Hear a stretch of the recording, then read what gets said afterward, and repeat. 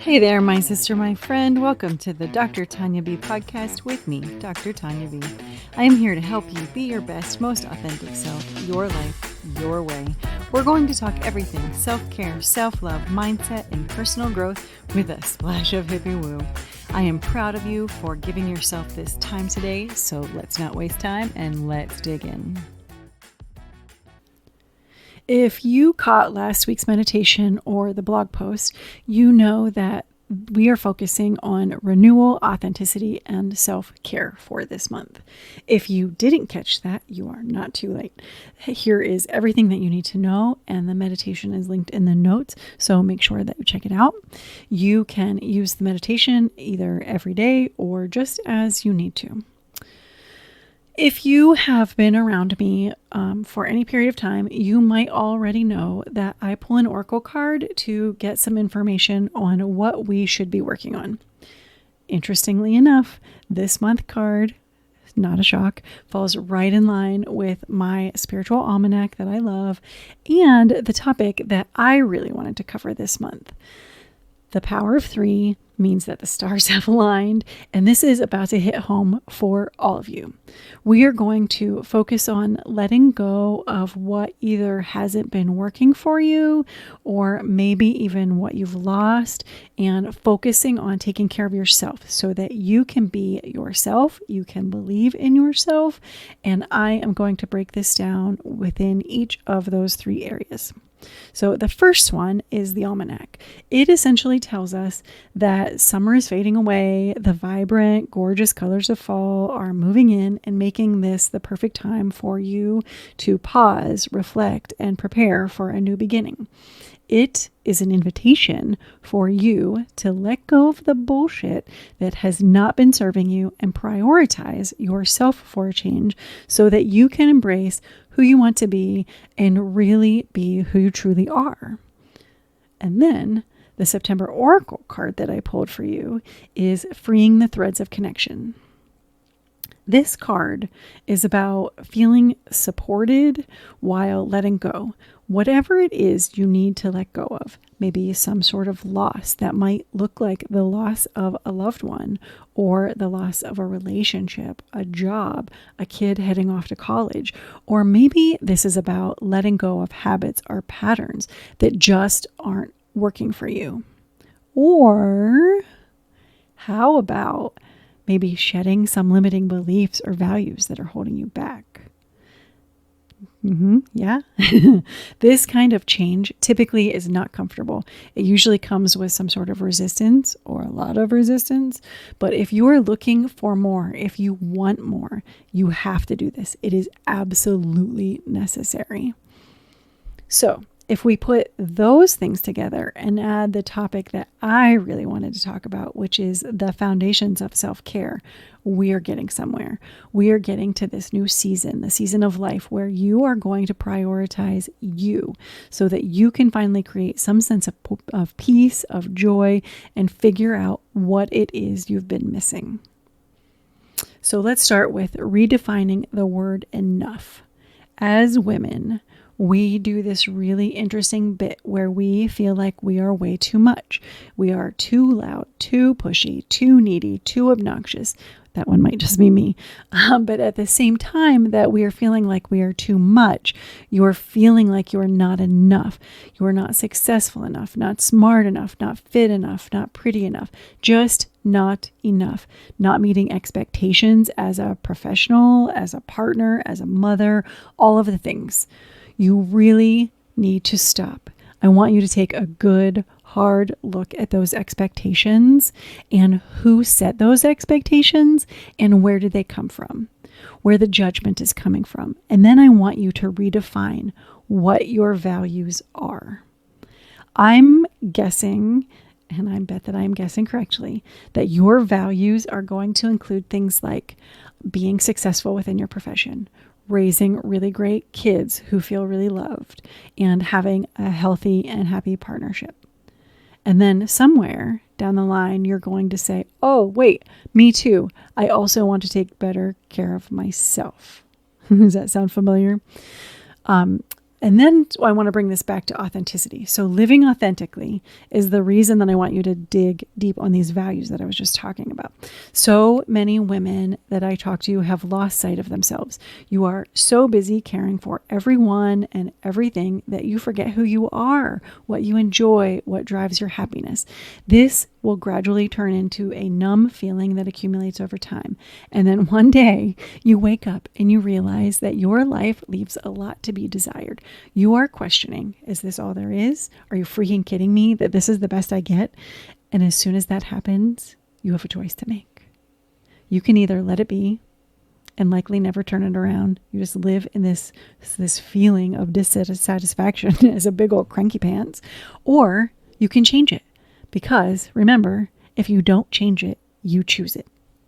If you have the strength and the courage to stand up to that, to make the change, even in small shifts, it can be the smallest of shifts at a time, you will find that you move into authenticity. This creates a sense of confidence that resonates with not only with yourself, but with the people around you. It will attract positive relationships and opportunities. You will make better decisions. This is because you will make decisions that align with your values and goals. They will feel better. You will become more resilient because you will now be grounded in your value, your self-worth. You navigate challenges with ease and grace. You will gain clarity to determine what it really is that you want out of life. This is so powerful, my friend, so powerful. Probably the most in-my-face, powerful example of this for me is having had a boss that devalued almost everyone around her. She led through judgment, through criticism, and through fear. This was so hard on my spirit, on my confidence, my own view of my own self-worth. And this played out for me in public speaking. All of a sudden, I started having panic attacks every time I talked in front of groups. I am talking full-blown panic attack, heart rate out of control, shaking, not able to get air into my lungs, feeling like I'm blacking out, like that moment of blacking out actually starting to move in to the point that I would have to leave the room, sort of panic attack. And once it happened, it continued to get worse and worse and worse. It got to the point that I wouldn't even wear a dress to speak because I was scared shitless that I would pass out, hit the floor, and the dress would land over my head, just further mortifying me. Picture that. Can you even imagine if something like that would happen? Once I no longer had that leader in my life and I had one that believed in me and my value, then I started to believe in myself, which led to me leaning more into my values, my alignment, which then led to me building back my confidence. It brought me back to the ability to speak in front of groups, even really large groups, with no problems. This is not only about recognizing my worth and my value, but also about being me, about living authentically.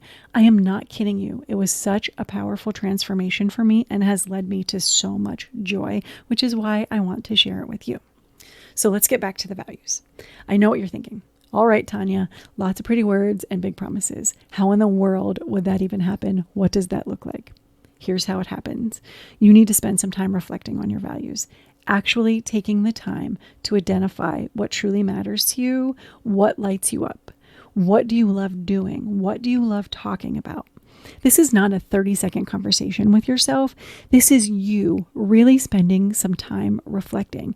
You can do that in meditation. You can do it journaling. You can think about it while you're walking, while you're driving, while you're talking with a friend who is also really interested in growth. I find that to be super helpful because it just brings out that bigger picture and you find yourself saying things you didn't expect to find yourself saying, especially when they're asking you all of the right questions. I have a girlfriend that is so amazing at that for me. And then once you've done all of that reflection, you have to express yourself, maybe even with some of the things that came out in your values. So that doesn't have to be about yelling from the rooftops. It's about creating an energy and a movement in your body. So if you love to dance, then dance. If you love painting, if you love walking in nature, baking, whatever it is, just do it every once in a while. If you have to schedule time into your packed calendar, then make an appointment with yourself. Name it something that makes you smile when you see it, and keep that commitment to yourself. Okay, we talked about renewal and authenticity, which brings me to the third thing, which is the foundation of self-care. I am talking about this because in a couple of weeks, I'll be releasing my first book. It is about self-care and the categories within self-care. The first and probably most important of which is the foundation. I need to say this. Self-care is not selfish. It is not a luxury. This is a guilt-free necessity. It is something that you have to do for yourself. In my model of self-care, there are 6 categories. Most of them are equally important. However, there's one that is more important, because if you do not have the foundation in place, you cannot create sustainability across the other 5 categories.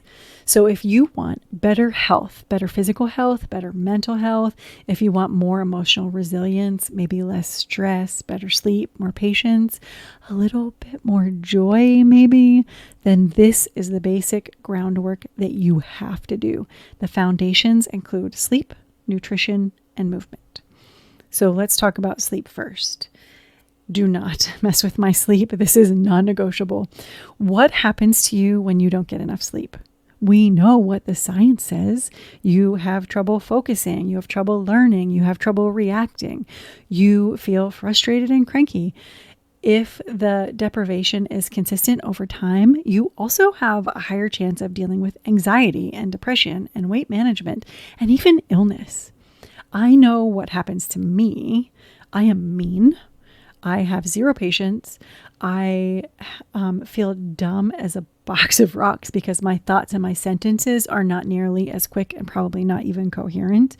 This is an area that I keep a really tight boundaries on. No options. My sleep hygiene is spot on because I've spent years learning about what works for me. My room is dark and cool. I spend some downtime before it's time to actually go to sleep. That might be reading. It might be doing breath work. It might be meditation. It might be journaling.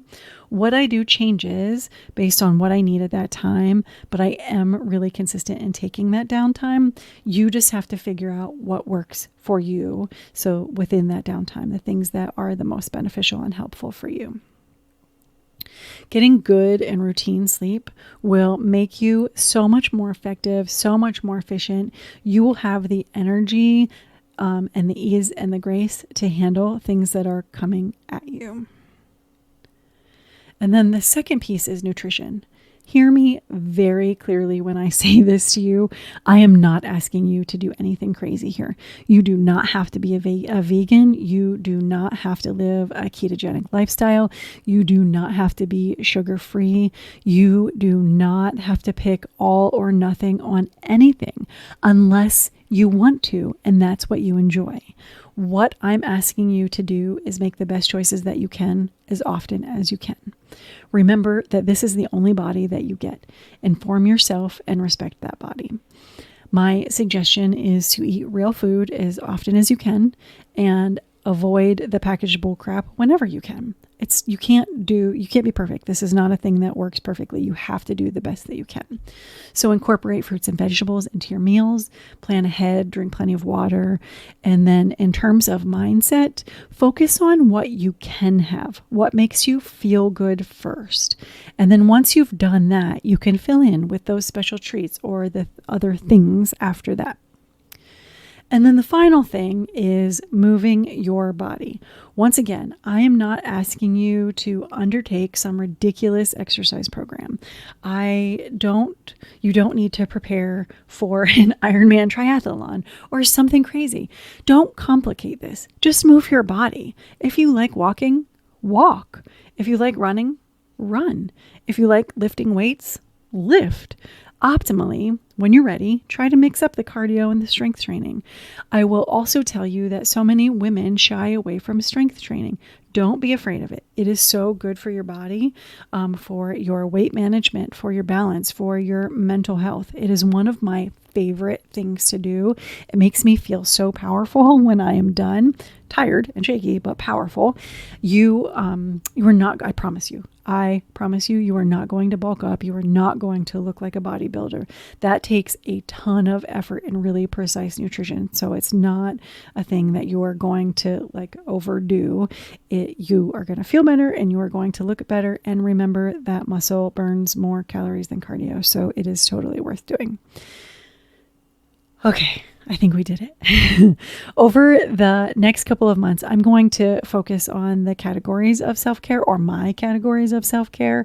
I'll be sharing bite-sized nuggets like this to help you incorporate what feels good and what will be helpful so that you can prioritize yourself and your balance for your well-being. This, my friend, brings you transformation and personal growth, which is your direct lifeline to fulfillment. So I want you to take a deep breath and feel that power of self-discovery coming your way. And then for a little extra support, here is an affirmation for you. I want you to say to yourself, I am enough. Taking care of myself makes me stronger, healthier, and happier. And then if you love essential oils like I do, lavender is the oil of the month that I am focusing on. Lavender is calming, it relieves stress, and it helps you with sleep. That makes it absolutely super for our focus this month. So there you have it. We managed all three areas: renewal, authenticity, and the foundations of self-care. In the coming weeks, I will share more about the book and the summit that will be held at the end of the month. In the meantime, you can connect with me by heading over to my website, drtanyab.com. And my friend, I am so proud of you for spending some time on yourself today, and absolutely honored that you spent your precious time with me. I hope that you enjoyed this episode. If you did, please give it a like and a follow, and even better, share it with a friend that could use it. Talk soon. I love you.